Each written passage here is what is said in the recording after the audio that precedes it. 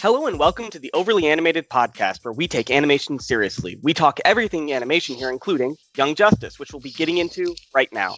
I'm Sarah Potter, and today I'm joined by Beatriz Mourad. Hi. Dylan Hysen. Hello.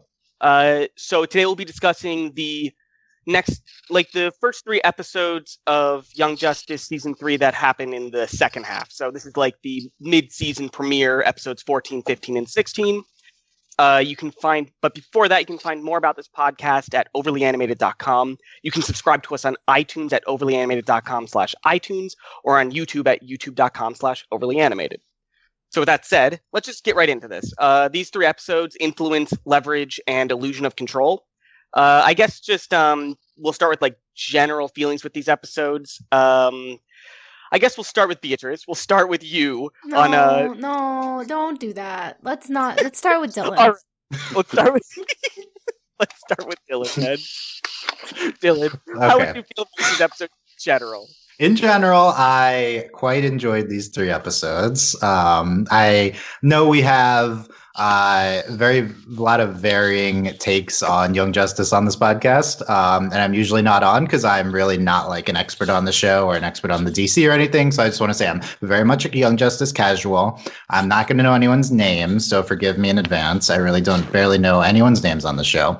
But when the show came back this year, in January, I was like pretty blown away, honestly. I thought it was like, it's just like action, really plot heavy, a lot of stuff happening. I thought half of the episodes in the first half were like really good. And I thought these three were not necessarily quite as good as some of the best of part one, but I did like them overall. I really like Influence, the first episode, the most. I think that's a really good episode.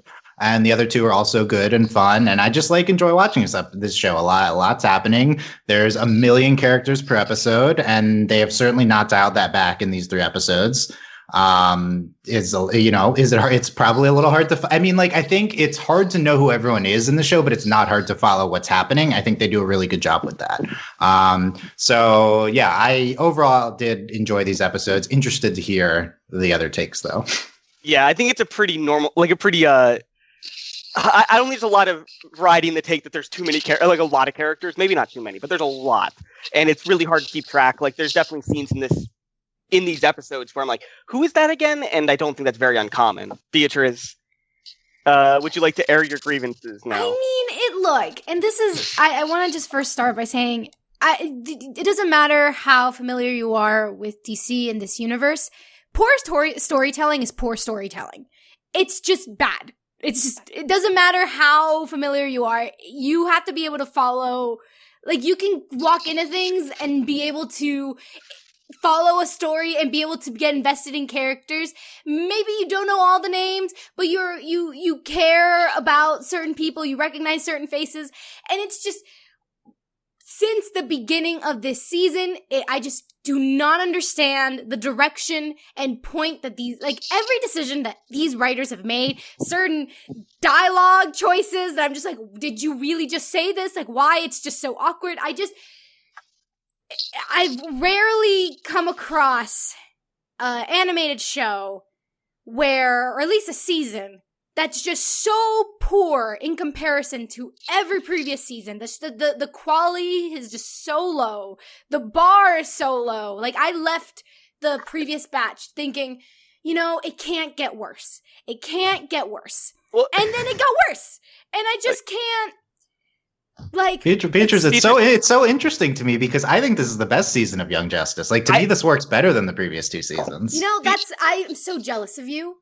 I'm so jealous. I wish I had your eyes. I wish I had your brain, and I am missing that cog that makes everything in my brain just fit and fall into place where I can enjoy the show and not look at it and think, what a waste of space. I don't think it's anything missing. We can have different perspectives on it. It doesn't mean anything's missing in anyone, though. Yeah. I really want to get into less jealous. Beatriz, well, I want to get into the specifics later because I'm interested in what you don't like specifically. I get the vibe that you don't like this, though. Personally, I think what gave you that sense? I don't know, but generally, I like this. I like this maybe a little less than you, Dylan. I agree that the first episode of these three is the best of the batch. But I did enjoy the next two. I think I'm still lower on the season as a whole than you are, but I am enjoying it. So yeah, I guess we'll just start from there. I mean, there's so much to go over with these episodes, like it is every time. I guess we'll just start with the first episode. I don't think we can go beat by beat because these episodes have so much in them. What beats? There are no beats. It's all just mesh. Beatriz, calm down. 1 second. Let me finish introducing the episode before you get mad at it, okay? Because I just don't think we have time to get through because there's just so many. There's usually an A, B, C, and I'll note the show's going to be weekly now. X, Y, and Z. There's so many plots. Next like 7 weeks or something. I agree. So easier to one episode digest. a week. Yeah. Yeah. It'll hopefully be easier then. Yes. But let's just start with 14 influence, and we'll try to just get through, digest these episodes one at a time, because episode 14 opens and kind of deals with this idea of how Earth is being influenced by a lot of different factors, from alien to like propaganda-esque media outlets with G. Gordon Godfrey and stuff like that. And it kind of has this common thread of like how people are being affected by that. And I kind of like that. There was just this theme running through it. But it definitely, like you said, Beatriz, it has a lot of plots. We go from Garfield to the Justice League in space to, we talk about Luthor's sister on that clearly big media analogous show that is in all the seasons now. And we even have a fight going on in space with the Justice League. Like, there's a lot going on in this episode. Was there something specific to this episode that made you think that, like, hey, this isn't going great? Because for me, this is like just a really action-packed episode. It's a really great. I like this a lot more than the premiere episode of the season. Like, this is a much better, like, jumping into what Young Justice is doing. Like, there's all these plot threads. You're not really sure where they're going, but you have an idea of the general direction we're going. For me, at least. I mean, I don't think there is a direction. I think it's just this mass of, and I think I heard previously people mentioning it might have been easier to take in if you did episode, like week by week, one episode at a time, which I disagree, because then it would have been soul-sucking, because then nothing would happen. The very little that happens in these 3 episodes happens throughout the 3 episodes. And even then, there's no closure or anything. So it's just, with this, I mean, it's interesting how, just in the opening itself, it captures everything wrong with comic books today. Which is... Are you talking about the scene on the planet with where they're with the Justice League in space? Yes, with the Justice League, who have been, like, for the most part, missing this entire time. Yeah. And it's like, now suddenly they're back, and suddenly we're supposed to make these assumptions and jumps that they've been informed of things. By the way, it's been months since the previous one. It's like, since the previous episode. Like, if you're gonna make it's just, the way it's being released I have problems with, but then I'm trying to remove that from the equation when trying to engage with the episode. You mean on the soon-to-be defunct DC Universe platform? We're not going into that. But we don't have time for that. It captures everything that's wrong with comic books, in that you open one up, literally, it could be like issue number 1 of, like, I don't know, the Big Barda, issue number 1. Doesn't matter the character. You pick it up, you open it up, and from the very first page, 3rd panel, it'll be, they're making a reference to volume 300 of a previous line of comic books that you have we seen Big Barda before? I was so confused. Like, it's like, nothing I hate more than ridiculous, like, not ridiculous, I think unnecessary jargon that's meaningless. And there are multiple various ways where you could have said it in a much simpler, more concise way, a clearer way. But you're just amping up the jargon because this is what superheroes are supposed to speak like. And this is what this universe is supposed to talk like.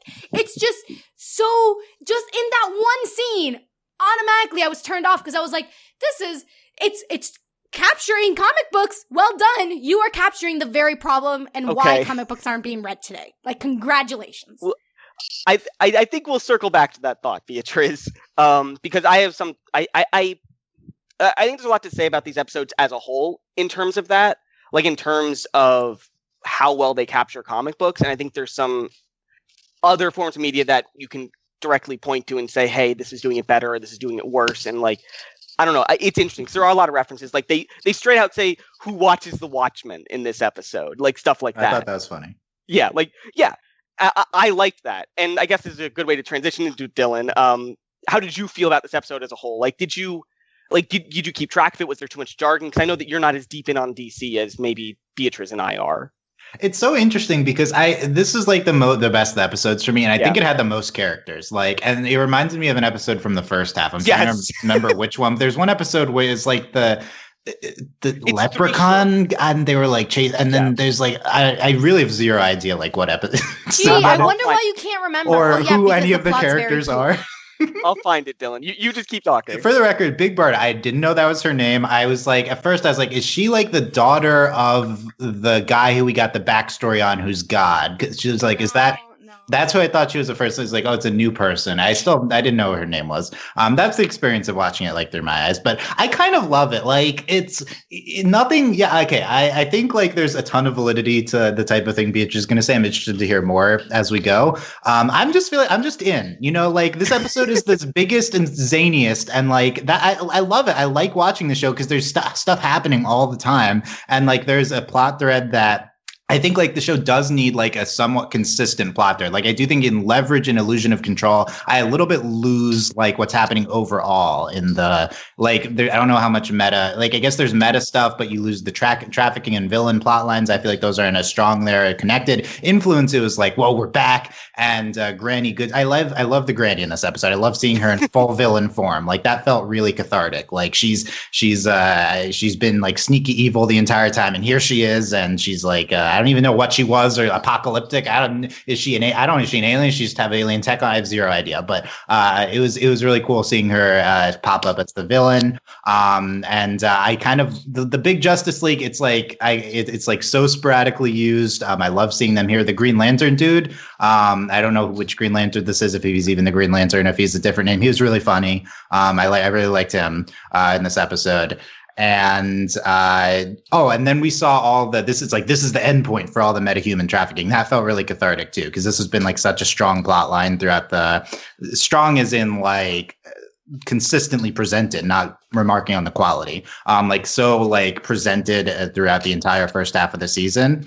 And then to see it's like, here's where they all ended up. I thought they're just scattered throughout space. It's like, oh, they're here. That feels big. And so this episode just felt big and like a really good, like, mid-season premiere, I guess, for me. It definitely, I definitely agree. I think I mentioned that. Like, this feels like a premiere. Like, this feels like, hey, here's all the stuff you need to know. Like, this premiere felt like it gave me more, like, it gave me a better handle of what we're doing with the season than probably the last 13 episodes. Okay, but question, wouldn't have that resolution, that beat of, hey, here they are, we found them. Wouldn't that have been a better finale than opening? That is a fair critique, and I have not watched episode 13 recent enough to like. Yeah, I don't remember 13 being a particularly big finale. I only think I remember that was the Terra thing. Like that to me did feel a little anticlimactic for a mid-season finale. So I'll agree with that. Yeah. Sorry. Before we move on, Dylan, the episode you're thinking of is Triptych, which has 3 hero teams with like 3 like. Triptych is so nuts. Did you not like Triptych?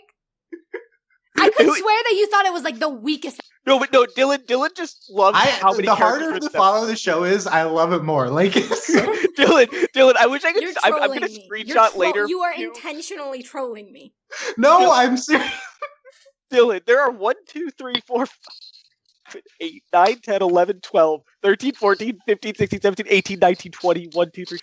There are 27 named actor roles in that episode, and they're all like big characters with more than one line. If you go to the Wikipedia for Young Justice Outsiders, casting characters, it's like 100 people listed as characters. Can I also say like it's 100 characters, and it's like 5 people voicing them all. Yeah, I did notice a repeat voice but which is frustrating, which is fine, but like it's budgetary concerns, so I get it. But also, like all the shows do that. Yeah. I think it works better this episode because like the big problem in the first 13 episodes is that Black Lightning and Aquaman have the same voice actor, and they have a lot of interactions. Yeah, and that's a little tough. But I mean, like again, budget. Before we get past like get into a couple things in this episode I want to talk about, Haroon, I didn't get your opinion. How did you like this episode? In general, this specific episode was like kind of cool. Like it came back to where we were. They just rescued all like the meta humans and everything, and then we get back to Gordon and Lex just talking smack about how the Justice League is not really doing anything to service them, and then we have all these characters going up on missions, and then we have an introduction of outsiders coming back to the team, rejoin the team. It was just kind of cool to just like come back to this, and I really loved it. But at the same time, it was kind of hard to follow with things moving really fast. Yeah, the plot moves very fast. Like we transition from, I think the show does have some very sudden cuts, if that makes sense. Like we go from just like sitting at a house sometimes to like suddenly in space, and we just have to know we're following the Ion Trail with the Justice League, and there's a lot going on there. There's like a lot of pieces juggling around, and I think sometimes it does do that better than others. But I personally did follow it fine. Like Dylan, like I thought the things went well, at least in this first episode. Like I didn't really lose the plot of anything. The plots were very distinct. Like we had a part in space, a part with the kids, and we had a part with Garfield, essentially, like where those sections felt well separated to me. But then there's other episodes, like in this bunch, even where like the Thanksgiving episode, like it's like 4 plots all in different houses, and that gets a little confusing sometimes, where you're just in houses with characters and you're like, okay, wait, which person's where and which person's not here? Like it takes a little bit of like mental space to remember where everyone is when you do stuff like that. But I think this episode does it better because it's like distinct areas. Yeah, I think this episode has a lot going on, but it like, at least to me, communicated it in a way that it was clear what it was doing. And I wasn't, even though like I had no idea who this new character was, who I've already forgotten her name, that we could like, I've never seen her before in any media, and she just comes on, but it didn't really matter. Like I questioned it for a second, but it's like, okay, she's just a villain here. But there's episodes in the 3 that I agree it didn't handle it as well. I think my example would be, I think Leverage is the one where they go to Russia. Yes. And the 3 villains just show up, including Black Manta, and then we're supposed to know that they broke out of prison, but I didn't remember that they were in prison or that they'd broken out, and that was really confusing because there was a twist at the end that they're working for the government, but that twist was it didn't fully work because it caught me up on something I was supposed to know already and then subverted it, but it didn't subvert something, right? Like it didn't work because I didn't understand what was happening. So sometimes the show does that. That's definitely a deep cut where, like, if you know what's going on, you know what's happening the second you see the thing in their brain with, like, the scar in the back of their neck. Like, Beatriz, I'm sure you knew it was Suicide Squad before they said the word Suicide Squad. It bugged me so much because I was like, why are you bringing the Suicide Squad into all this? Like, you have this team that's brand new that you're introducing us to, and you're bringing in another team with another batch of, like, characters and another system that you have to establish, and you have to spend time explaining to people what is a Suicide Squad, because apparently you have I didn't even know this was Suicide Squad. They didn't even say that. Yeah, they did. They did. Yeah, they did. I missed that. But and another thing is they're also like referencing relationships from the previous 2 seasons that are years ago. Like I'm supposed to remember what Aqualad and his dad and like their relationship, and like it's so much like to try to piece all that together. I don't want to get ahead of ourselves. We're talking about 15 here, but yeah, I do agree that Suicide Squad was a little much, Beatrice, but we can maybe delve into how that like works in episode 15 in a second, because there's a couple things I still want to touch on in 14. A couple of bigger things, like I do think there was a couple of very good moments in that episode, like that I think you might agree with, the fact that like Halo is non-binary. Like there's this scene where they talk, like where Artemis says there's 2 more girls on the team, and Halo says that she's not a girl, essentially. And I think that's an interest, like it's definitely I think parts of it are good and parts of it could be better, but it's something, I guess. Yeah, let me give the base take before. I think that there's criticism you guys have, which I definitely want to hear. I'm interested. But the base take is like, this is a show which infuriatingly has like no progressive elements. Yeah. And especially with the last episode, I'm like, why is no one gay in the show? There's like literally no gay people. Okay, but we'll get to that. So Halo being like, I'm non-binary was really cathartic to hear, because like someone is slightly different from everyone else. Yes, the one person who wears a hijab, who is a person of color, and also happens to be non-binary, is also the person that they use for man pain, and keeps getting violently killed for the sake of a prince to experience pain. Like, yes, of course, how amazing. I think that's even just a Clapping. separate problem. Well done. Snaps. I'm so proud of the show. You have deserved all the What praise. was the difference between the snaps and the claps? I didn't hear that. They're different, and you know the difference. You know the difference. I can't. I mean, I'm not saying praise. I'm just saying at the base level, that was my reaction. It's like, oh, this is good. Yay. Yeah, I mean, I wrote in my notes, I was like, oh, yay, she's gender fluid. And then it's like, oh, right, but she's also the one who they keep mistreating and killing. Of course. Well, but like, I don't know what pronouns she wants to use. I think that's just a different problem, Beatriz, because I still have a problem with the scene that it's revealed in itself. Because I mean, it's not. It's awkward. It's kind of like it felt a bit clinical because it felt so. I've talked about this before in like a way old podcast. I don't remember for even what it was, and it was just because the language itself and it's also it just sounded very academic and it sounded very heavy-handed because they're like, yes, like it's so great that you're finding yourself in all this instead of just being like, okay, cool, awesome. And I don't know, it's just the way it was presented for me, at least in terms of just a writing perspective, I felt it was one heavy-handed and two awkward because that's not how people talk. I'd have to go back and watch the scene to see if I can. I was more focused on like a different thing that hasn't been mentioned yet. Is that my complaint with the scene is that they say that Violet is non-binary because of the mother box, not because of who she is. Yeah. Well, because we've established. Well, it kind of was. I thought it was more like less about Because wait, are you talking about like Violet as like a being, or are you talking about Violet like as she is with what's her past Gabriella. life? So Gabriella. Are you talking like in that connection? Or I'm just saying that I'm not saying anything about that. I'm just saying that specifically they say in the dialogue, "Oh yeah, you're a mother box, so you don't have a gender." Essentially. Oh no, I thought I misunderstood that. I thought it was wait, you don't identify as a woman, you're a mother box, and then she's like, no, it's translated differently. No, but they specifically said you're a machine. Violet herself explains it like, like it's because I'm the mother box, basically. Yeah. And I find issue with that because it almost makes it almost relates non-binary people with this non-human thing, and that's obviously problematic. Yeah. But at the same time, it just, like you said, it feels like clumsy dialogue, not an actual like.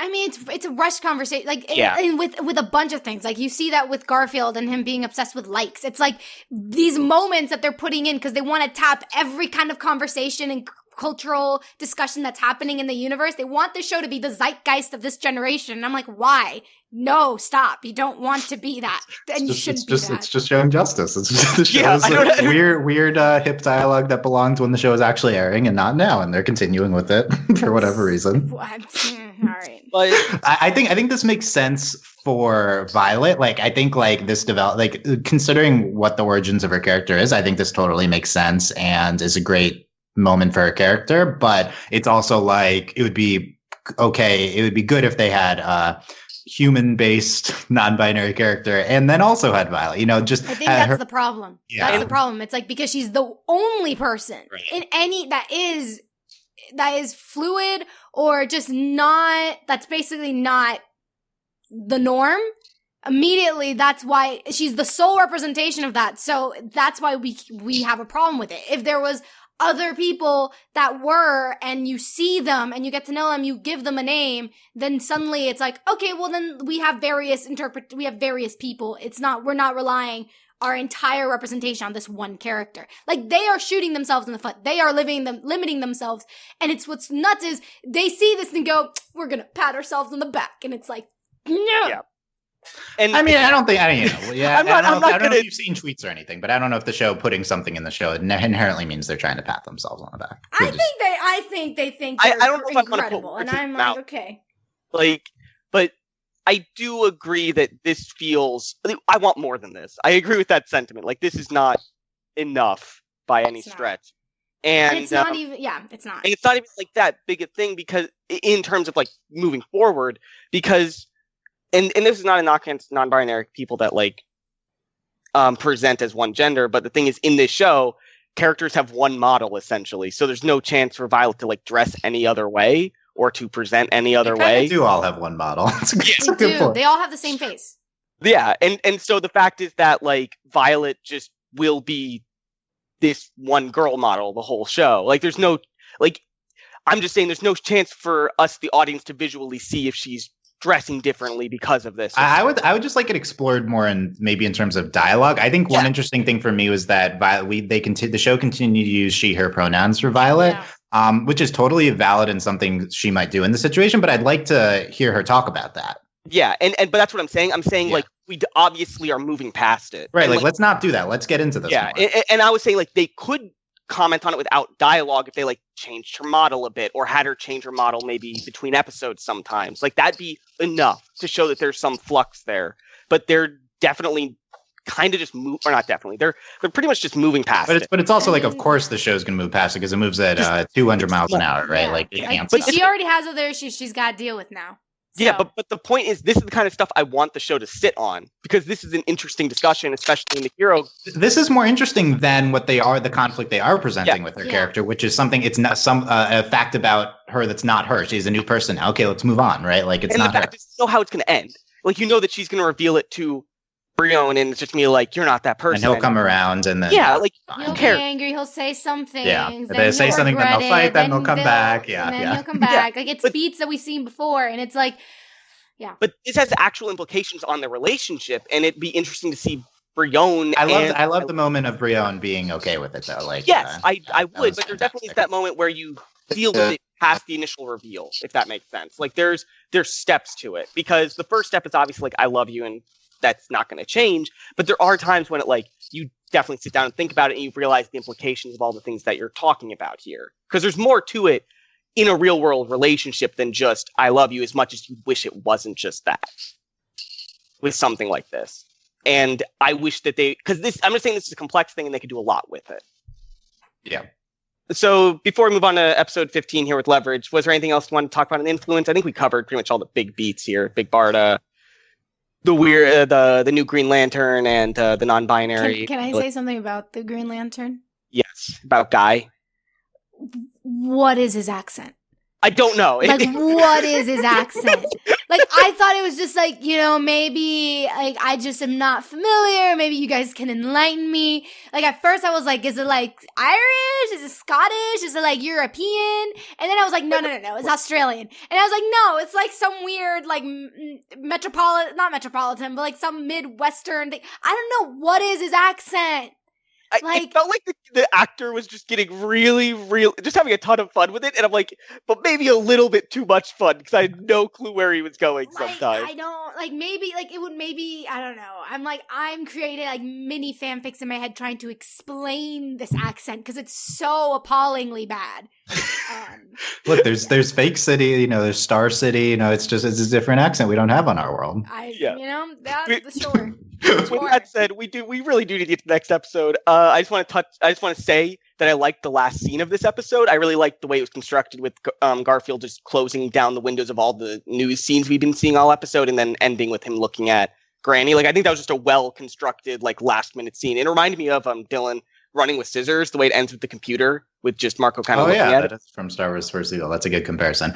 Yeah. Also related to that, I want to say across all three episodes, I just love the G. Gordon Godfrey stuff. He's always great. They do so much of it, I think, especially in this episode, but I think it's a very good satire of Fox News and the way current news cycles distort facts and serve as vehicle. This episode in particular, serving as vehicles for people in power to mislead the general populace. That was like pretty effective. I mean, it's very on the nose, but I think it's effective storytelling. I was fine, and I enjoy that. I was fine up until the point that Lex Luthor literally looks at the camera and basically has this like evil look, like, or am I? And mustache twirling time. I mean, that's just what Lex Luthor does, though. It's comic book. No, you know what? Look, I've read enough comic books where I'm not gonna give that a comic books. Like, okay, that's fine. not good enough. We have to move forward. This is the complaint I think we can move forward from, Beatriz, because we need to talk about other things. Okay. We do. I'm sorry. We were still in the first episode. For the record, I don't remember Lex Luthor's position in the UN at this point, but that's okay. He seems like he controls the world. It doesn't matter. He's the UN Secretary General, Dylan. The show doesn't care. It's ridiculous. The show doesn't care, so why should we care? How did he become the Secretary? Anyway. Let's talk about leverage. Another miss. Let's talk about it. But also, I think it's pretty funny that they definitely pointed and prodded at real life things when they talked about Lex Luthor's quote unquote blind trust with his sister having it. I think that was referencing a couple of real life things, but yeah. Anyways, I guess we can move on to Leverage now. That's the episode where we go to Russia, and I think this is the first. I think this is the first episode of the season where we get a big action scene with our new heroes, the new young heroes, and it's interesting at the very least. I think the impetus for doing this, and I guess you were a little unhappy with the Suicide Squad stuff happening here, Beatriz, and Dylan, I got the vibe that you were a little confused by what was happening with the Suicide Squad stuff. Is that accurate for both of you? Yes. Okay. Yeah, I didn't dislike it. I was just had a hard time following relative to other stuff. Yeah. And for me, I followed it, and I'm assuming, Beatriz, you at least followed it because, like, even if you didn't like it, like, you knew what was going on because, like, there's the moment when they show, like, I also didn't know what these like Russian Iron Men were. Okay. That I'm a little more like, why are we doing this than the Suicide Squad? Because at least Suicide Squad feels a little more less like a deep cut than the Red Brigade, I guess. But and like we had this whole scene with this guy who's getting a suit on, and we never come back to it. The third guy, I guess. Was there three? No, I thought it was only two, and the guy getting in the suit is the same one as the. Why do they have the elite Iron Man squad and there's only two of them? You know? Yeah, no, I thought there was I thought he was the third. I guess there's just two of them. I think there's only two of them. What? Okay, why are we bothering with this? That's okay, Beatriz. I'll give you this. I am really confused why we bother doing the Rocket Red Brigade stuff because if they're not doing anything with this was a stupid thing to do. Like, I think they really just wanted to answer the question of like, why are all superheroes in America? And like, they were like, because there was like a line that Tigress says of like, look, like we can't fault them for wanting their own Justice League. And it's like, that was the whole purpose of that, was them wanting to answer that question. And it's like, why do you want to answer that question in such a superficial way, with in such a meaningless way, when you could, I don't even know why they went there. And like, and the other what thing is, was like, the purpose? They weren't even like that good. Like they did nothing even when they were around. Like they didn't stop the villains. Yeah, I guess it was about like I think in general I'm like not super interested in what is the world's position on the Justice League. Like this show seems to care a lot about that, but I just care a lot more about our characters than do we trust the Justice League? Do we not? Like, do we seem to do a lot with that? And I think that's just something that we keep coming back to in the show. And you don't have to keep explaining. It's like, okay, the world doesn't trust us. All right, moving on. Like, but yeah, that's the thing though. Like every season we have this like long drawn out arc about how the world is viewing the Justice League poorly. And it's just so repetitive and so just like they're heroes and they're stopping world threats essentially. I think you're adding a little too much gray morality than you need to this it's my take on this. They just basically want to show the inefficiency of like politicians is what they want to do. Yeah. That's what they want to do. And it's like, but you don't have to spend, like, you've made your point. You don't have to be so heavy handed. Can I talk about Brion, please? Is it episode 15 related? Yeah. Okay, then sure. So what I don't understand is you're in the middle of the mission. And these are people that they have decided are ready and are trustworthy. I don't know why they trust Tara so quickly, but they don't trust Victor. It's like, she's been away just as much. Like, okay, sure, why not? That's so annoying because we know she's bad. She's bad at every show, and they're just immediately trusting her. Yeah. Yep. That's annoying. But I'm just like, okay, you are in this mission. I'm assuming you went over the mission before you went on the mission. I'm assuming that's a fair assumption that you went over the plan, cover your bases. And Brion is all like having a meltdown in the middle of it, being like, no, we need to do something. I'm like, did you not know what the plan was? Did you not know what we were doing? Why are you acting so surprised, Brion? I think he's emotionally, he's emotionally unstable. I think he's been that way for a while. I like him. I continue to like him a lot. Yeah. Why is he ready? Like, why? Like that. That's a better question. Why are they bringing him on high leverage missions when he's combustible? But not even that. They put him in the coverts ops.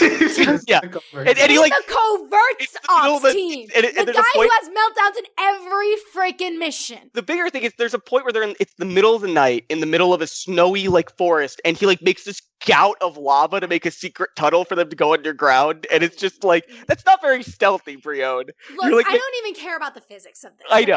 I don't. Like, I'm like, you know what? I'll get, like, that's something I'm willing to give comic book stuff, like, superhero stuff. I'm like, okay, the physics is not that, whatever, that's fine. I'm just like, I'm just laughing. Why are you one, he knew what the plan was, so why is he acting surprised all of the sudden? And if he knew what the plan was, if he didn't tell him, then what are you doing? Like, that's just poor leadership. And why are you letting this guy that's emotionally unstable and has consistently been emotionally unstable, having a meltdown in the middle? You're like, oh yeah, we need to still keep bringing him on. While Victor is like, okay, okay. We just like him. He's just very likable. I don't like him, and I don't like his sideburns. I like him. Hey, don't you come for his sideburns, Beatriz. Don't you? This is not I came Zhao. for him. I want to rip him off. I want to shave him off. Zhao-esque side. Don't you dare shave off his sideburns. The man pain, baby. I'm over him. I'm over the little prince. I want him to go back to his country and never to be seen again. Like, I want him trapped in a castle. Like, goodbye. Look, come for the show. Don't come for my prince, okay? He's beautiful and wonderful and sensitive. Like, leave him alone. Yeah. Sensitive is not a better way. No, there's a difference between sensitivity and instability. There's a difference. He's both. It's fine. Okay. There's a whole side plot to this episode we haven't even touched on yet. I was very confused. I was confused about if we knew who the characters were in the side plot. Like, we don't. No. Two of them I think we saw before, like, once. We see a few before, but why are we right? I remembered those two, but other than that, did we know who anyone was? I don't like. We knew. I'm pretty sure Eduardo's been around before, and the doctor who is like in charge we've seen before. But I think I kind of liked the concept of seeing metahuman teens like reintegrating after this stuff and dealing with their powers, but it just felt very disconnected in this and the next episode from the rest of the plotline. And here's an idea: we've dealt with teens dealing with their powers. That was the entire first half of this season with Brione, with Violet. Like, we've seen it. We've seen it with people we know. So why do we need to grant those? Yeah. Why do we need to keep going with this? Like, I like the concept of, like, hey, we are in this, like, support group and we're going to deal with trauma. But it's like, why aren't you doing that with the characters that we're supposed to care about? Why are you bringing in these characters that don't even matter, that we know don't matter? They're not going to be here later on. They're going to probably be forgotten like three episodes in because we're going to have new characters to talk about. It's like, all right, why is this show so dedicated to make us not care about the characters that we're supposed to care about? I definitely get the point that this is like these characters, like we should be doing this with our characters we care about. And I think I have a similar complaint in that, like, I think this is more like an end season thing we should be doing. Like, we should deal with the trauma with our characters and then show that there's a support system or organizational system in place to help other people with similar problems in the future. Like, this feels like something you show at the end with one of the characters we care about. What was that? In the epilogue or something? Yeah, like, we show, instead of just a random person with powers, we show Brione at the podium going, like, I can help you as a peer. Like, we can talk. Like, that would be a much more impactful thing if we see Brione go from this moody prince to this person who's there for people like him or were like him. That'd be if he was helping with the clinic. Yeah. Yeah. Like that would be more helpful than him being in the covert top. Random dude. I was shipping the random dude who was like the counselor and the Zahir girl who got the collar put on her. It was obvious because they only know how to do heterosexual romance. Yes. And it's like, that's next episode. Let's talk about that. Yeah. Why? We can, Beatriz, don't get ahead of yourself. I know you're mad about it, but we can't. We didn't even talk about Halo dying again. Let's just move past that. But I mean, if you want to hear me talk about the way they're treating Halo, like, listen back to a couple Young Justice podcasts. I talk about it. Is it the same? Yeah, that's my question, Beatriz. It's the same thing. Okay. Yeah, I feel like I've just kind of accepted the show's doing this. They're just going to keep doing it. Yeah. I don't know. It's bad. We talked about why it was bad already. We don't really need to talk about the exact same thing again. You can listen to our old podcast. It's still bad.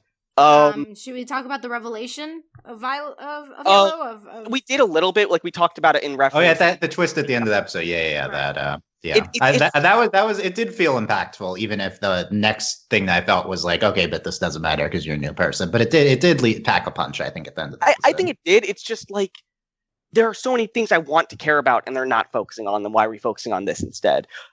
I think also in this episode we see the payoff from last season with Dr. Jace having the hair in the brush. Like we saw her kind of the payoff. Yeah, because in the last half of the season, she picked up a brush from the ground that she was using to brush Violet's hair, and there was a hair in it, and it kind of was a weird shot, and it wasn't clear. Like I don't think this is good. I don't think it's good what they did because it wasn't clear if she was picking up the brush and like taking the hair or not. And then this episode, we see her with the hairbrush and the hair in there.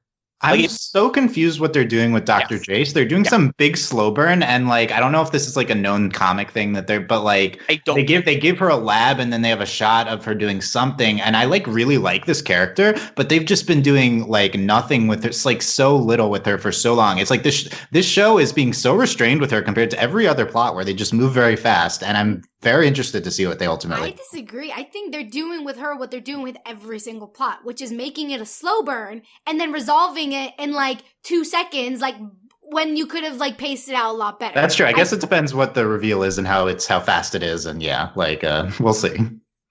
Yeah, I think it's too slow because I still know nothing. Like she's about to call someone. Like if we don't reveal it now, who she's talking to, like I think this is too slow. She's like the most understated character who is consistently there, I would say. Oh my god! Can we? When we get to the next episode, there's a line that she says that is so poorly written that I need to talk about. Yeah. Okay. That's a good transition. Do it. Yeah. Yeah. We can talk about that now. Like let's just do it. So talking in general about this. So like Thanksgiving, right? Yeah. She says, she literally arrives. She doesn't even knock on the door. She just literally shows up and goes, "Hello, everyone. It's so nice of you to include me." And it's like, it sounds awkward. The line delivery is bad. And then literally like she says that, then cut away. It cuts away to a different scene, different characters. Cuts back to them at dinner, and she literally goes, "I'm so thankful to have been included." She says basically the same line again. Well, so I think it's so poorly done, and I'm just like, "What are you doing? Like, what is this writing? Like, why you couldn't have just said thank you so much for inviting me, or like whatever. Oh, this is so great to have us all here. Whatever. Like, you can get the sentiment out in a way that people actually speak." I agree that was very blatant. I think it is intentional, and I'm interested to see why, because it kind of, like, they're clearly establishing that she's like desperate and lonely and doesn't feel included with the group. She said it twice. And I agree that it's like very weird, like, but it's like for some purpose. And that's why, again, I'm saying like, what are they going to do with her? Like, this is leading to, I assume she'll be evil because she feels so like disconnected from everyone. Regardless, they potentially could have written that differently, but it was, I guess, for the intent of making that blatant for some reason. I don't know. And can I say also one last thing about just like that whole little dinner? What was that alphabet song? Okay, I was very upset. I don't know what that was either. Like it was like a mashup of the alphabet song and like Twinkle Twinkle Little Star and some other child song, whatever. And it's like, I think it's because they don't have the license for any of them, so they have to mash them up. But it was like a monstrosity of a song. The weird How dare you? It was beautiful. And they write that child so poorly. Like, none of these people have children if they think that's how children talk. Like, my goodness. Like, that sounds like 13-year-old me writing fanfic that happens to have a 7 or like a 5 to 7-year-old in it. Like, seriously. Like, it is supposed to be so young poor. than that? I don't know. So poor. Anyway, but that's the main thing of like side notes that are very important for me to express. I think side note, speaking of the dinner, what they're doing with Artemis and Wally's brother. Yeah. No. Yeah. That's not Wally's brother. Roy? You're talking about Roy, Dylan? Wally something. Cousin? I don't know. No, he's the clone. Dylan, he's the clone of the Archer guy. Okay, so I don't know how clones factor into family relations. He's not related to Wally at all. He just has red hair, even though red hair. Okay. Yeah, whatever. Wally's coming back, right? So this is awkward. This is so annoying. Like, it's by the numbers. It's like you're doing the most. Are you excited for this love triangle, Beatriz? No. Dylan, it's going to be a love quadrangle because definitely. What if you throw in all the other clones? Then can No. It's not the clone. They're definitely bringing back Artemis' sister. They're 100% bringing back Artemis' sister. Yeah. Oh yeah, that's true. Yeah. So it's gonna be Artemis, Chad, Wally, Cheshire. Yeah, Cheshire. Yeah. Okay. Wow. Look at me. Or well, her name's actually Jade, Dylan, but Cheshire's her villain name. There's too many names. Jace versus Jade. That's it. Yeah. Yeah. Okay. Yeah, but I think they're still setting up for Wally coming back. They are. Yeah. They did it most with the really good VR episode with Garfield. Like that was like the big tell. Yeah. Like we're doing this. But I still don't know when they're gonna do it. There's still a couple other plot threads in this episode I want to touch on before we like wrap up this whole thing. Because we haven't really talked about Cyborg Victor at all this or Vic. I think he was too understated. Yeah. He was like really strong in his premiere episode last batch, and he was just purposefully being like left out and stuff, and that's fine. But like we should have followed him more, I think. But that said, I really enjoyed Forager and his conversation in the woods. What's annoying though, it's like legit. He sends Forager back. And then he comes back in his own accord, and this is one of the outsiders. This is one of the members of the team that we're supposed to care about. We don't even see the reason of why he made the choice to come back. Like, what was the revelation that he experienced where he goes, you know what, I'm not going to spend time alone. I am going to spend it together. It's like, we don't get that. And that is, we spend it with counselor meetings with characters we don't care about, or singing a demonic version of the alphabet song. Like, why? The general complaint like we've had through all these episodes is definitely that like we want to be sticking with the characters we enjoy. We want to be with them and seeing their struggles with their trauma, and we're just not doing that.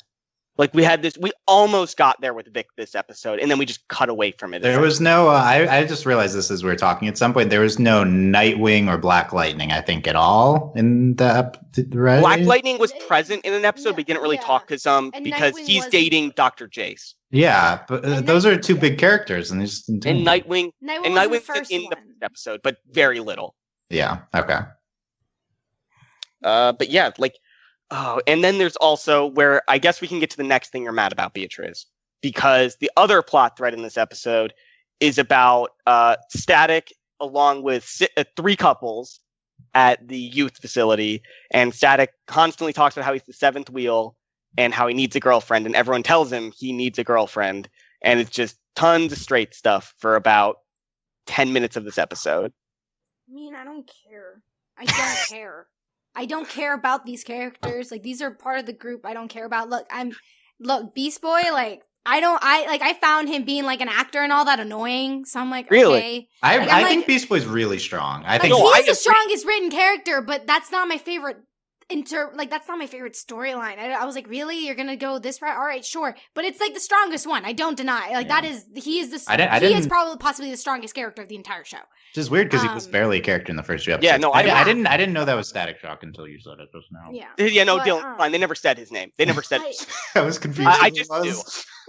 But like for instance, like I just don't care. I don't care about them. Like I don't like even if it's like all straight romances, but I'm invested in every relationship that I'm seeing, then I wouldn't mind. Like, yeah, there's like it's like a valid critique of being like, yo, you need some more diversity. Give us more relationships. Like, give us action. If you're going to be so obvious about the heterosexual relationships, then I am going to call you out about the lack of diversity in that front. But if I care about each relationship and I'm invested in it, then I don't mind seeing it. I don't care that it's there or that it's predominantly heterosexual in that sense. Cause I'm like, well, I care about these characters and I like that they're together and I'm rooting for them to be together. So it's like, for the most part, fine outside of that outside of like, oh yeah, I wish that we did have some LGBT representation that front.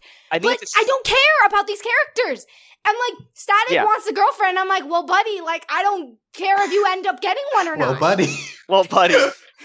But Beatriz, I think going off that, like, I think this episode's even more egregious, specifically because in the background we see something that's pretty coded as Livewire and Mist are like a thing, and so we have all these like really, really blatant talks about like all these straight relationships, and then we have Livewire and Mist, who we've actually seen interact more times than most of these actual relationships that are on screen right now, and they're in the background like. feeding each other cotton candy, essentially. I didn't even see that. Yeah, I was noticed so that, distracted by other things. I didn't even see that. I was so annoyed by that. Like, I wanted to intentionally block it out because I was like, because what's so frustrating is that these creators are going to be like, see, but we included it. We included it. It's there. See, we got a gender fluid as far as we know, they have not. We got this character, and it's like, no, Beatrice, no, you didn't. It's not the same. Beatrice, are you good? I'm fine. I don't care. It's okay, fine. But Dylan, because you missed it, like they're feeding each other cotton candy, and then also in the previous episode 15, Livewire definitely comforts Mist when she gets hurt in a very relationship-esque way, like the way they're talking in the power testing scene. Okay. Yeah, and it's definitely coded from my perspective that they're in a relationship, or at least moving that direction, but they're not blatant about it in any way, and it's very frustrating. Because it's like, if you're going to be blatant about the heterosexual relationships, why aren't you going to be blatant about this one? And it's like, and if they do that thing where and here's the thing, if they do that thing where they make them, like, in the last episode, they like reveal it, I'm like, no, this should have been revealed earlier, and knowing them, they're probably not going to develop these characters. No. So it's like, that's not enough. It's like, it's as if they're giving us the laziest form of representation. And it's like, honestly, I'm going to be 100% honest.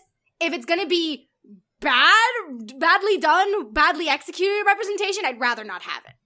Oh, so you're just being honest now, Beatrice? I mean, I'm honest before, but it's like, this is like the most honest I'll get. It's like, look, if you're going to do it in like a half like lazy way, then I'd rather not have it. I'd rather I myself imagine a world where I can do it better than them. Well, than okay. Have them do it and be like, oh, this isn't good. I think that's a perfect example then. Would you prefer if Violet wasn't non-binary? Because it seems like they're doing it in kind of a lazy way if they never touch on it again. Like if they never touch. That's a big if. But you know what? I'll say this. At least Violet's a main character of the show. That's true. But I'm saying it with this relationship with these two girls that are coded. I'm like, I'd rather you not put it in. If that's all we're gonna get, if you're gonna keep it this way, but you're gonna be so overt about your heterosexual relationships, then I'd rather not have it. But like, let's do a mind experiment, Beatrice. To me, that's queer baiting. That's just me. Yeah, but let's just do an experiment here because we have, or just discuss this, because if Violet's non-binary, like we had this thing in the first episode of this, or the 14th episode, and then they continue to use she, her pronouns, and they never talk about it again, is that good representation? Because I don't think that is. Because if they never talk about it again, and they never discuss her pronouns, or they discuss how she feels about this and why, is that good? Like, is that good representation? Because I don't think it is. I'm going to say this. I'm not gender fluid. So I'm not in the position to say, oh, that's bad gender fluid representation. I'm also not in the position to tell gender fluid people that they shouldn't be happy about that, or that they should want that out. But I am attracted to women, and I want women loving women relationships on screen, and I want to see that, and I can say, based on it, I'm being part of that community, I can say, I'd rather not even see that. I'd rather not even have it at this point. But in terms of like gender fluidity, it's like I'm at the point where I'm like, I hope we get more. I hope we get more depth into it, because especially she is one of the main characters of an enormous amount of main characters. She is one of them, more so than this coded couple, way more so. She's of more importance. She's part of the outsiders. But I'm not going to I can recognize that I'm not the person to make that choice. And in that case, I'll give my opinion on it, because this is a trans character. Like that's something that's not talked about a lot in media. Like, if you're non-binary, you're trans. Like, you're trans if you're trans feminine, trans masculine, or if you're non-binary. Like, there's not, like, it doesn't just mean you're going from man to woman. It means you're just not on the spectrum and you want to be something different than the way that you were born, essentially. That's the easy way to put it. So Violet is trans. They're never going to say that in the show, because it's not really well understood. If they say it, that's awesome, but they're not going to say it, just because that's how it is.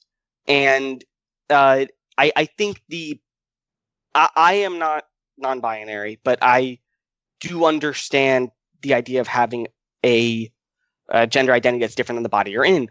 And if they have this scene where it's just Violet comes out, this is her coming out to everybody, essentially, and we don't touch on it again, that's pretty frustrating, because a big part of coming out is when you're non-binary, it's less of a big deal usually. Some non-binary people, if they have very feminine or very masculine names, they like to choose a new name that's like non-gendered. But Violet kind of, I think Violet chose her own name. Yeah, and that's fair. Like, she already had a scene where she chose her name, and it's clear she's comfortable with that name, so that's not an issue. But if we don't discuss pronouns, like, it's perfectly fine for non-binary and perfectly normal for non-binary people to rather have a gendered pronoun, like she, her, or he, him, just because whether they think it fits them or it's fine with them. That's good. But if we don't discuss it on screen and we just continue using she, her, and continue having this very feminine model we have for Violet, it just comes off as lazy. Because the fact of the matter is, and like in that, again, you can have, I want to be clear, you can have non-binary people that present as Violet does. I'm just saying this is from a like writing standpoint, the laziest way to do it, because if you're going to have this character present this way, you need to discuss it. You need to explain that even though she's presenting this way, she's still non-binary. She's not a woman now because we're just calling her she, her, and she has this model and she's not like actively transitioning or anything. She's still non-binary and we're not discussing it in the show. And that's frustrating because we have clearly a woman-coded model with feminine pronouns and no really and in like promotional images, if we take just like a screenshot of characters and relationships, it's a man standing next to a woman and that's all you're going to see. And also this is a very easily editable scene where you can just not have it really. Like it doesn't change anything for any international release if you just change a little bit of this. And it's just, yeah, sorry. That's my opinion on that thing I brought up. Sorry. Yeah. No. We need that opinion. Yeah. I couldn't give that opinion. Yeah. I don't know if you like, yeah, I don't know. It's tough because there's a lot of confusing factors that come into that and it's very hard to write it. And if you don't have personal experience with it, I understand that, but they should have if they're going to do this plot, they should definitely have someone on the team who understands this. Yeah. So same with any type of queer relationship or queer character on screen. They should be understanding that. And with that tangent, was there anything in these episodes we didn't touch on, Beatriz? Let me look at my notes. Okay, while you look at your notes, I'll see if there's any like quotes that I can pull out. I found the quote with Superman saying "Great Scott" in the space. I thought that was so silly. I was like, wait, what are we doing? Like, why is Superman saying "Great Scott"? Like that was very strange. Oh, you know what I really liked? I really liked that we had a space battle with no sound effects. I thought that was actually a really cool decision where we have all these lasers. Like, I think that's like just something I can't complain about because it's just such a cool idea to have this like space battle with lasers. Silence. Yeah. And there's just the music and that's it. I thought that was really, really inspired because you just don't see that a lot. You always have the like Star Wars pew pew noises going on. Yeah. Right. Yeah. That I appreciated. I will say, something that bothered me was, I don't remember, but did we know that Artemis was hiding her work as Tigress from her mom? We did not know this. We didn't know that, right? Oh, wait. We might have. It might have been in the premiere of this season, honestly. But just so much. A little, like, they could have done a little bit of refresher to remind us. Yeah. Of, like, you know, it's these pitfall. It's just these mistakes that the writers make in not setting up plot lines and not giving us plot. Like, if we had done that, say if they established that she didn't know, and then they paid it off, say say an episode and a half later, then it's like, okay, we have these mini arcs. And what's frustrating is with these episodes, with this entire show, this entire season, they can do all these stories. They have the space to do all these stories, all these plots, all these characters. They can do it. The thing is, they need to do it sequentially. They start with one, end it. Start with another, end it. Start with the next one, end it. Maybe mix in 2-3 storylines, but they're mixing all of them in at once, and they're not giving us any sort of resolution in a timely manner, so it all feels so weird. So I remember when that was revealed, I was like, what is going on? I didn't even remember if they had even established this. And if it had been established, it was 3 months poorly ago. done because it what was is barely there. It was like Yeah. so soft of a plot point that they had planted. Yeah. And it was So like it 3 or 4 just- months ago from our perspective. Like, there's no way we could Exactly. remember this small thing. Exactly. And not only that, but I mean, by this point, it's like, there's like a 3-4 month gap. But there's also like, 11 episode gap between them. So Probably. even if they had dropped them all in one go, it still would have felt jarring. Yes. Like, this is not a fault of how these episodes are released. This is purely a fault of the writing and how these storylines are being spaced I out. was just noting that doesn't help it.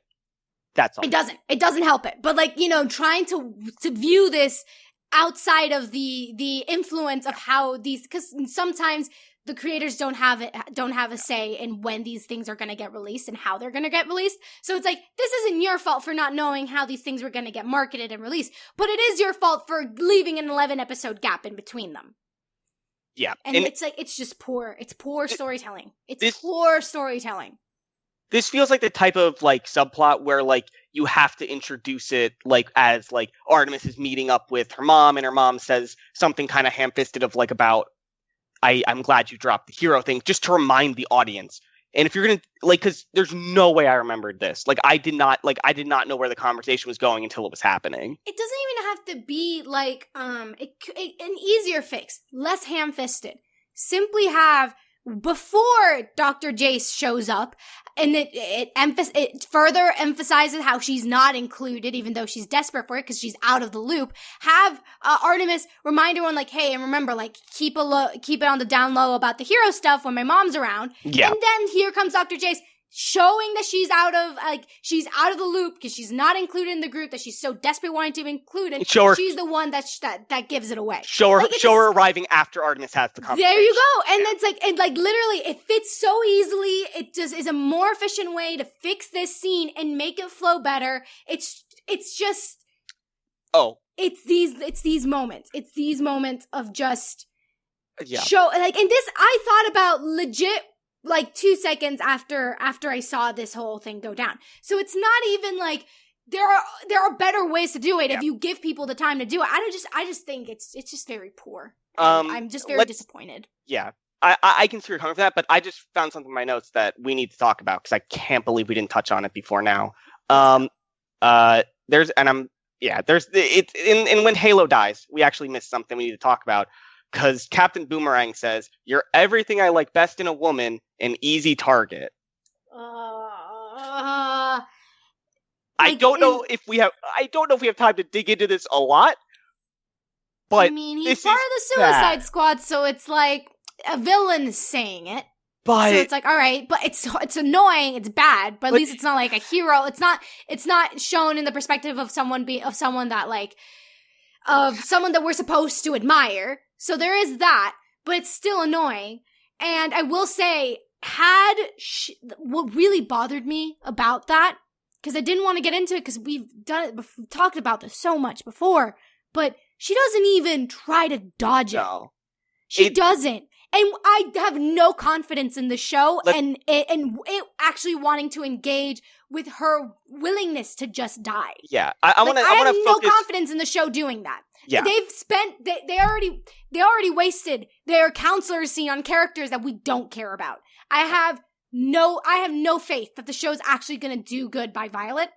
So that just adds to it. Yeah, and to focus more like with the line itself, like it's just not, even then it further emphasizes for the watcher that Violet's a woman, not non-binary. Like even though it's someone who doesn't know her, I think it's, you know what? I think it's a fair, if we, and again, no confidence that the show is actually going to do this, but if, say, we actually do include a scene later that further, like, engages with her gender fluidity and how she is, like, cis passing. I don't know if that's a word. I know white passing is a word. Passing is just enough. You can just say passing. Well, she's passing. So it's like, okay, let's engage with that. I have no confidence that the show's actually going to do it. But if they wanted to, if they were decent and actually cared about this representation, then maybe they should. If they actually had a conversation about passing, then, and maybe like her having like a crisis of like, I feel comfortable with this fluidity. I don't feel comfortable with this idea that I'm a woman, but also everyone's assuming I'm a woman, so that's giving me a crisis because there are other people that don't have that luxury, and it's like that whole conversation. Well, it's not even a luxury. Like, let's put it this way before you go further. It's not because it's like I say luxury in terms of like because there is privilege that comes with that. No. You can't deny I'm the cutting you off privilege of because passing. that's wrong. That's wrong. I'm cutting you off because the thing is, she passes as a woman, but she doesn't consider herself a woman, and that's what I'm saying, though. It's like this is what I'm saying. It's there's always a price that's going to be paid. They're causing her an internal crisis. Like, I'm comparing this to white passing, where it's like, I pass as white, so now constantly people are questioning my identity as a Latina, when suddenly, and it's this whole thing that causes a huge identity crisis in me, huge all these things, and it's like, but at the same time, I can't say that me, who's white passing, has no privilege when another Latina who is darker than me doesn't have that privilege. Like, to deny that is also a problem. Well, then let's I'm going to frame this for you, okay? Because there's a couple things about this trans and stuff that I want to like touch on really quick, because let's say I said you were white. Like, I just like in some way there was a pronoun that could say that you're white. Like, that would make you uncomfortable, correct? Yes. Yes. So if I'm trying to make you understand that, like, when Captain Boomerang calls Violet a woman, she knows that she's presenting as a woman. She knows that she passes as a woman. Just like I know that I'm passing as white. But that doesn't make me white, and that doesn't make her a woman. No, and but that causes pain in her. Yes, and I'm saying I'm saying. That doesn't. I'm not saying that is negated at all. That's not negated. That doesn't make her identity any less so because she's passing. Yes, what I'm saying is, I just want to make sure, because there was a couple words in there. I'm just making sure the point is across. That's all. No, I'm not saying that. And no, that's I know negated. you're not. I'm saying that there is when you pass, suddenly people are not. Say, for instance, let's see someone who's like a horrible person walking on the street trying to target someone who doesn't pass. The person who passes has privilege because they can pass. Do you understand what I'm saying? Yeah. And which is what I'm saying. So that's the privilege I'm talking about. But I would love a scene where, like, she's not gender fluid, because I think she says she's not a boy or a girl. I think during the right. So she's non-binary. She's just non-binary. But I would love if there was a scene where we actually discuss this, or like where maybe she's with Brion and she talks to him, and like I'm like not like I got killed by someone who thought I wasn't me, essentially, because that's a big deal. Like, that someone hurt her, kind of, for like being someone that this person thought that she was someone else essentially than she was, and they killed her kind of for that, if that makes sense. He killed her because she was a woman who was an easy target, and he liked that. And if she wasn't a woman, she might think, hey, maybe he wouldn't have done that to me, and that could have some real messed up, traumatic things for her in terms with her identity. Like, that's a real thing, I think. Right. And I don't know. I'm not sure. But I just don't think the show's going to do it, is the thing. No, there's no way it is, because there's just no time with how they construct it. But not even that, but I have no faith they can actually have this. I don't think they're even this conversation we've had, this entire last 4 minutes, they've never had this conversation. No, and it's what I can 100% believe. They've never had this talk about violence. And that's why I wanted to bring it up, because like him saying woman is like the biggest sign to me that they're never going to touch on it again. Because if you knew the trans experience, you'd know that saying woman would be a thing to like talk about later. It would be a thing for Violet to discuss later, because it's a very like obvious line in a very traumatic scene, or should be traumatic, but I mean, they do Violet Halo every episode, like whatever. But like that would be a very obvious chance for you to discuss this thing, and they're not going to do it. Yeah. I don't know. It upsets me personally. I don't know if there's any other big quotes I want to pull out. We talked more about that than I was expecting. We saw Lena Luthor for a second. I know you like Lena Luthor, right? Or is that someone else? No, that's someone else. Okay. I don't care about Lena Luthor. I'll tell you what people like. People like the actress who plays Lena Luthor on Supergirl. Gotcha. Which I can understand them liking that, but also as a character, I can care about Lena Luthor. I think I'm thinking of Delaney. Also, there's this scene where they kind of sexualize the youths at the metahuman facility when Wendy goes, collars are for pets, and there's this shot of Eduardo looking at her kind of suggestively.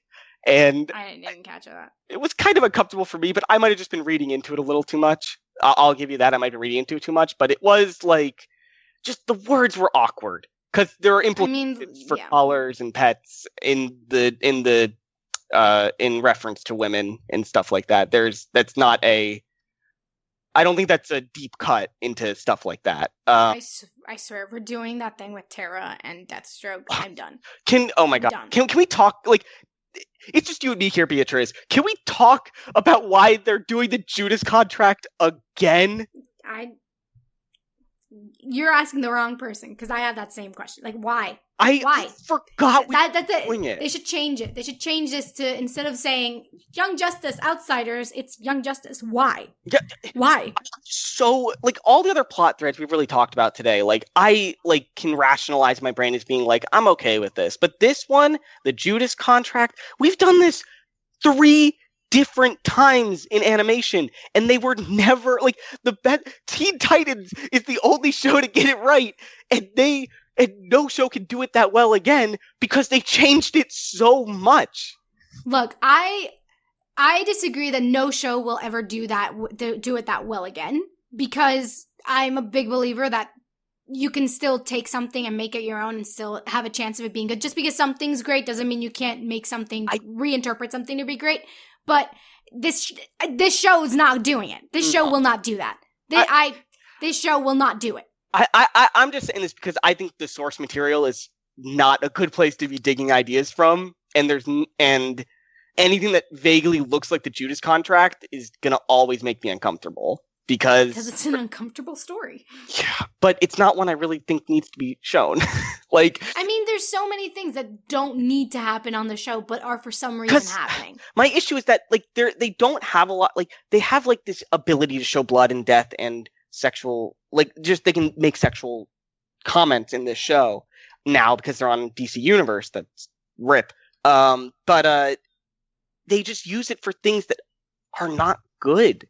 Like, they have this freedom to tell, like, darker stories and, like, go into people's trauma in a way they couldn't before, and they're not doing it. Like, we could have a real discussion here about trauma, or a real discussion here about the counseling of metahumans that are, like, dealing with all this stuff, and they're choosing to just have, like, crass comments about sexualization of women and like, just killing Halo in really gross ways over and over again. Like, it just feels like a missed opportunity in a lot. I mean, yeah, that's most of it. And it's, like, crazy how, like, now I'm thinking about it, who's the best candidate?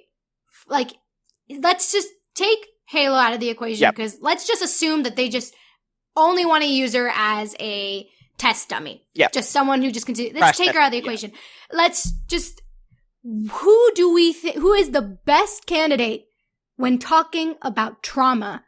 Who of these new characters of Outsiders is the best candidate? It's definitely Violet. No.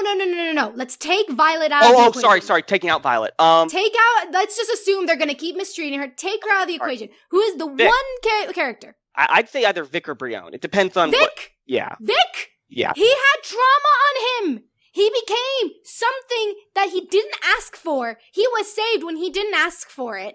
This is trauma. And he's the one character that we see the least of in this show, in these past 3 episodes. And it's like, you had the audacity to give us a counselor scene without Victor? Are you kidding me? Yeah. It's like, and here's the thing. A show does not have to be tonally dark to be able to tackle these themes and tackle these things. Like, for me, my thing is, like, this show shows not only everything wrong with comic books, and why it's so hard for people to get into them anymore because of all this, like, interconnectedness. It's also the pinnacle of what's wrong with DC. Yeah. When people say, oh, like, DC it's too gritty and too dark, this is the bad. Yeah, like, it is. You can have dark, like, just look at The Dark Knight. Look at that Nolan franchise. Like, that entire movie franchise. It's, like, dark, totally dark, but it actually was well executed. Or just look at, like I said, Teen Titans. That was a dark arc, but the show wasn't, like, tonally dark all the time. It was like a pretty peppy show most of the time. You can, like, do these deep character beats and like have these dark implications to things that are happening while still without, like, all the stuff they're doing. But they're adding these dark things just to be, like, gritty. And that's it. Like, that's it. And that is when people say, like, oh, this is so gritty. That's what they mean, is this show. Because like, if you ever have any doubts of like, why do people have issues with DC? It's like, this is the show to look. Because this is the problem. It's definitely like the Game of Thrones effect, where like people misunderstood the draw of Game of Thrones, if that makes sense. Like they misunderstood what thing people liked, and they're like, oh, people like that everyone dies all the time. I'm like, no, you missed the point. If you just think it's people dying all the time that people liked in Game of Thrones. Like, right. I have some problems with Game of Thrones even early, but like, that's not what drew people in. Trust me. Right. That's not really what it is. People will say that's what it is, but that's not really what it is. Like, but, at least like, Game of Thrones is a series that has interweaving plots, long things. They have a lot of characters that come in that you may not even remember because of such a huge gap. But guess what? The core characters that we're supposed to care about, we know who they are. Yeah. We see them get developed. We know why we care about them, why they make the choices they do. Last season notwithstanding. Yeah, let's not get into that. Let's not get into that. We know why they make the choices that they make, and we can pick which characters we like, which we don't, based on enough evidence of what the show has shown us. Yeah. And we see these characters grow. And when this show does not do that. This show just does not do that. It bets on the fact that you are going to recognize the S on Superboy's shirt. It bets on the fact that you are going to know who Beast Boy is. It bets on the fact that that you had seen the first 2 seasons where they spent the entirety of those 2 seasons on characters that are barely in this one. And they're like, oh, that's enough. So we don't need to do the work. And by the way, the outsider team is basically a recalibration of the previous team. Like all the characters, like Superboy is Brion. We have these parallels. You have the alien. You have the female. No, but it's even worse than that, because like with those parallels, like that means Miss Martian is like supposed to be a parallel for Violet, which is even more gross when you think about it that way. Oh no, I thought Miss Martian was a parallel for the bug alien. No, I think that's what it is like on the surface, but if you dig deeper, like Brion Superboy with a relationship with this person, like you're like, oh, right, that's the actual close comparison. If you like go that direction, yeah, you're fair, and it feels like an off-brand version of the characters we actually care about. But with that said, like I think there's a lot here that they could be doing well, because I think Forager's really endearing a lot of the times when they do use him right. Like I like Forager. We barely see him. I know. And I like Violet. Like with how we've been talking about Violet, it's not that I don't like Violet. I just like the way they're treating Violet with the writing. Like I think Violet's great when she's not just being killed all the time. I like her. And I really like Vic. I think Vic has a lot of depth and I want to see it. But we spend almost all of our time with this new cast with Brion, which is just a plot thread we've done over and over again in Young Justice, of this moody, angry metahuman. And it's like, we did it with Static. We did it with Arsenal. We did it with Superboy. It's like, I'm done with it. I want to see there's more forms of trauma than just angry white boys. Yep. But that's what we're focusing on. And I'm not surprised in the slightest. Yeah, but in that said, that being said, I'm not saying their trauma isn't legitimate. I'm just saying if we have this form of television, like we have the chance to show different forms of trauma and different types of characters. Let's not focus on the same ones over and over again. Yeah, that's like.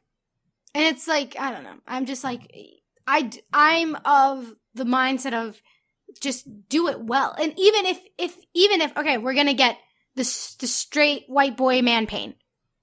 Do it well. Yeah. If that's what we're going to get, fine. With that said, do it well. They did Superboy well. Like Superboy was but that's season 1. I'm talking about this season. No. I'm agreeing with you. I'm saying like as an example, like Superboy was good. It's just now that they're doing it bad, I'm agreeing with you. Yeah. So I'm just, it's like, fine, you want to do it again? Fine. But do it well. But Brion is just, he's grating. At times. The Brion lover has left, so we can bash Brion all we want. Well, we shouldn't just bash constantly, and also. I'm not gonna bash him. Like I've said my piece on him. But. Yeah, we did. I think with that said, I don't think there's I think we've covered everything. I think we put in some final thoughts there. I'm doing a quick read through my outline. Is there anything you had that we haven't mentioned at this point? Yes. Young Justice Outsiders is the Riverdale of the superhero genre. Okay. And if you know what I mean when I say that, then I am so sorry. I'm in the same boat. I understand what you mean by that, but I have not watched Riverdale. I still understand that comment you made, though. Don't worry. Yeah. With that said, I guess that's it. Yep. I can't think of anything else to say because we went through all these episodes pretty deep in a pretty detailed way. We got a lot of your opinions. We got some of Dylan's opinions, and yeah, I think it was. I enjoyed this conversation, Beatriz, and I guess we'll just start. Oh, I have to wrap up, Beatriz. This podcast. Wrapping up is good. Yeah, wrapping up is good. No, but wrapping up, that's what I was trying to do. But I realized we actually have a thing to say here because we don't just say, "Hey, bye." We say, Oh, yeah. You can find out all the information on this podcast at overlyanimated.com. You can join us on Discord to hear all of these rants probably about different shows, including Young Justice, at overlyanimated.com/Discord. You can support us via Patreon at patreon.com/overlyanimated. If you made it this far through this podcast, you're probably someone who would enjoy being a patron because we have a lot of this content. If you like hearing Beatriz yell, you probably would enjoy a lot of our podcasts. And thanks to all our current patrons, especially our patron of the podcast, Shin, aka Shingeki no Kyojin. And thanks to our patron executive producers, Ryan, Steve, Alex, Beatrice, Hugh, and Michael. We have been doing podcasts on a lot of things right now. You've been doing Fruits Basket, right, Beatriz? Yes, lots of Fruit Basket. We just did a podcast on Lion King a little bit ago. That was fun. The retrospective, not the new one yet. We're going to talk about the new one, but the when it comes out. But we did a retrospective on the old movie, the animated movie. Well, the old animated movie, but that's not a conversation for now. And I don't know if there's any other. I can't think of any other big things we're covering right now because it's kind of a dry spell other than Young Justice, I think. We had a couple of OKKO podcasts that came out as well. But yeah, other than that, thanks for listening, guys. We'll see you next time. Bye. Bye.